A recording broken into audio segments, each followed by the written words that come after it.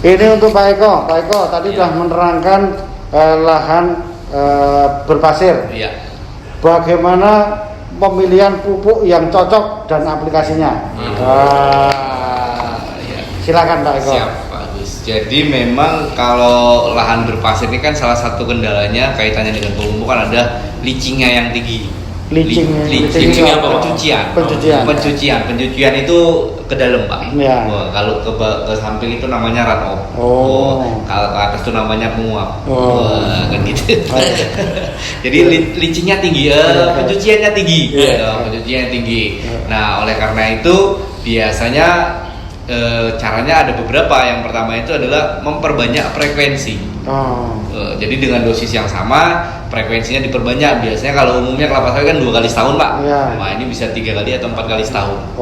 Prinsipnya semakin banyak, semakin bagus. Saya pernah ditanya juga Pak. Iya. Saya tiap bulan mau memupuk tapi sedikit. Boleh, monggo Pak, silakan. Asal kuat aja tenaga kerjanya kan gitu. Itu yang pertama. Yang kedua, lakukan pemupukan dengan cara pocket, benam. Dengan cara benam. Nah, yang ketiga bisa dari teknologi pupuknya. Gunakan pupuk-pupuk yang memiliki sifat slow release, lambat tersedia, lambat lepas seperti itu. Mas, bedanya slow release apa dengan control release fertilizer? Iya, kalau slow release itu lebih general sifatnya. Ada yang mengatakan sama sebenarnya, tetapi control release itu bagian dari slow release. Kan gitu. Jadi kalau control release itu biasanya dicirikan dengan adanya apa ya? Seperti coating, beri-beri fisik seperti itu, sehingga nanti yang mengontrol itu apa? Apakah air, apakah pH atau macam-macam kan gitu. Jadi misalnya dia air gitu kan. Ketika kelembapannya sekian maka coatingnya akan pecah sehingga nutriennya akan rilis seperti itu. Seperti itu Pak. Jadi selain tadi teknik aplikasinya juga teknologi pupuknya. Gunakan pupuk-pupuk yang apa ya? Yang memiliki sifat slow release. Slow release itu bisa secara kimia juga bisa secara fisik. Secara kimia dengan modifikasi polimer seperti itu. Kalau secara fisik biasanya lebih simpel Pak. Yaitu dengan pemadatan. Misalnya dipadatkan gitu. Jadi pelan dia larutnya begitu. Contoh pupuk apa Mas? Jadi kalau pupuk itu kan ada 2 Pak, yang model-model seperti itu. Ada yang karakteristiknya yang seperti briquette kan gitu Pak. Kemudian ada juga yang apa?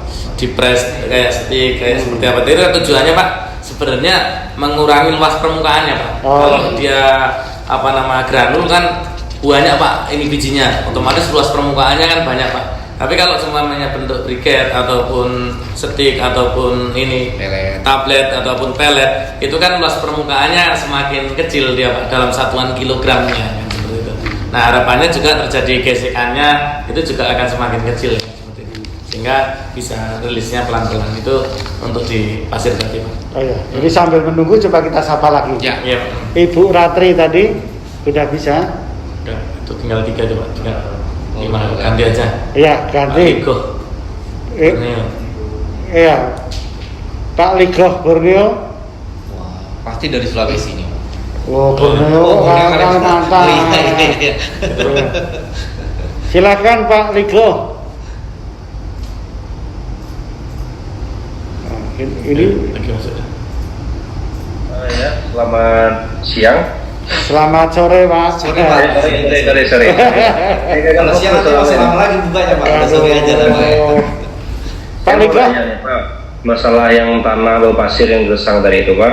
Sebentar Pak Ligo. Pak Ligo posisi di mana? Saya posisi di Kalimantan Barat. Kalimantan Barat. Di mana Pak? Di mana Ketapang atau? Di Kabupaten Sanggau. Sanggau. Ya. Silakan Pak Ligo. Nah, karena spot di daerah saya itu pas di kota kabupatennya itu karena spotnya itu berpasir Pak. Wah, tadi Kalimantan Mas. Terus? Jadi kalau bilang tadi itu harus memperbaiki menata contoh kayak untuk tanam kayak pemberian tangkos atau tanaman kayak LCC itu perlu ya Pak ya tadi ya Bapak bahas ya. Betul Pak. Untuk tanaman lain bisa nggak Pak selain LCC sama atau tangkos untuk apa menjaga kelembapan tanah tadi itu Pak atau meningkatkan unsur haranya? Oh iya. Pak Moha ini penduduk Sanggau nih. Oh iya. Ya Pak. Silakan, Jadi Pak Moha. ini ya Pak Ligo ya. Jadi tanaman lain untuk menjaga kelembapan itu Pak, sebenarnya gulma lunak pun udah boleh yang ada yang alami sekarang. Makanya prinsipnya Bapak saat ini jangan mudah sekali menggunakan racun untuk mengendalikan rumput Pak. Kalau memang Bapak ada mesin babat jauh lebih penting kalau memang areanya nggak luas kan gitu. Karena apa? Karena begitu Bapak terpapar pasirnya keluar itu akan lebih susah menahan evaporasi yang terjadi tanahnya. Jadi akan lebih baik Bapak memanfaatkan gulma lunak yang ada. Yang kedua, kalau memang ada kacangan lokal seperti apa namanya koro benguk itu juga bisa dimanfaatkan, atau pakai selunak yang akan muncul pun bisa dimanfaatkan. Nah kemudian bahan organik lain yang bisa Bapak gunakan di situ kalau dekat dengan kandang ayam atau kandang lembu ataupun itu bisa digunakan Pak. Tapi pastikan kalau memang sudah dingin Pak, jangan sampai posisi panas kan gitu. Kalau sangat ditaburkan nanti malah justru akan memberikan efek pada tanamannya. Seperti itu Pak.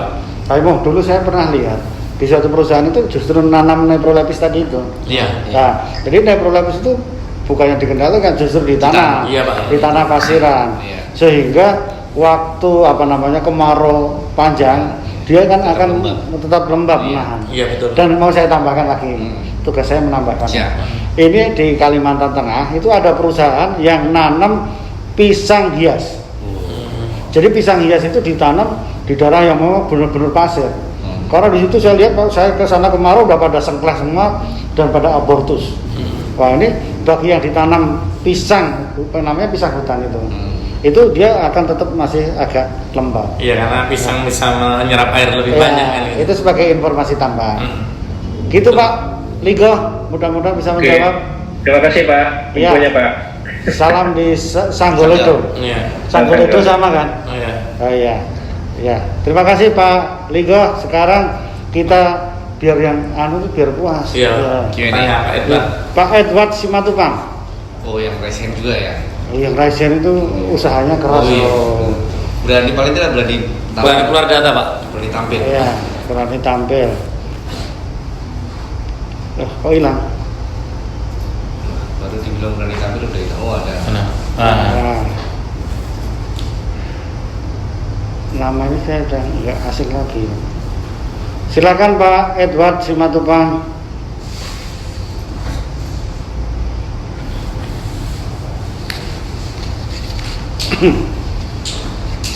Halo. Sambil nunggu tuh Pak. Ya, sambil nunggu kita cari pertanyaan. Kalau Pak Rahmat Jefon Silalahi cuma mengucapkan selamat aja. Oh iya. Salam sehat. Makasih. Terima kasih, Pak. salam sehat. Ini ada ini pertanyaan.